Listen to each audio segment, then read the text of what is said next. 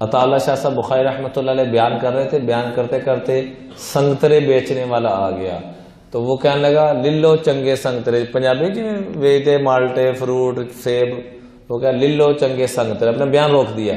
فرمایا اس کی ایک یہ وہ ہستی ہیں جن کو کئی مرتبہ حضور کا سلام آیا ہے، ختم نبوت پہ ایسی محنت کی، اللہ ان کی قبر پہ کروڑوں رحمت نازل فرمائے۔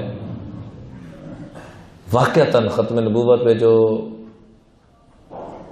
اس خاندان کو، سید خاندان تھا، پھر اوپر سے یہ میرا اوپر اللہ کا بڑا فضل ہے کہ حضرت کے چاروں بیٹے میرے استاد ہیں، ان کے قدموں میں بیٹھنے کا اللہ نے موقع دیا، تو کئی مرتبہ حضرت شاہ صاحب کو حضور علیہ السلام کی طرف سے پیغام آیا اور سلام آیا کہ میرے بیٹے کو سلام دینا۔ میں ان علماء اکرام کو خود ملا ہوں جو سلام لے کر آئے۔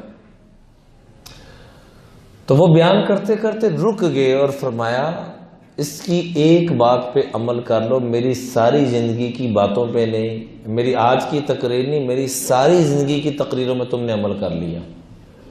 تو لوگ بڑے حیران ہوئے کہ چند سنگترے ہیں، اس کے پاس 2 درجن 4 درجن ہوں گے اس تھال کے اندر، اور لوگ ہزاروں میں بیٹھے ہوئے ہیں۔ تو پھر ترجمہ کیا کیا؟ نہیں، یہ کہہ رہا ہے چنگے سنگ ترے، جنہوں سنگ چنگے لب گئے، سنگ کہتے ہیں دوستی کو، سنگت، جنہوں سنگت چنگی لب گئی اتر گئے۔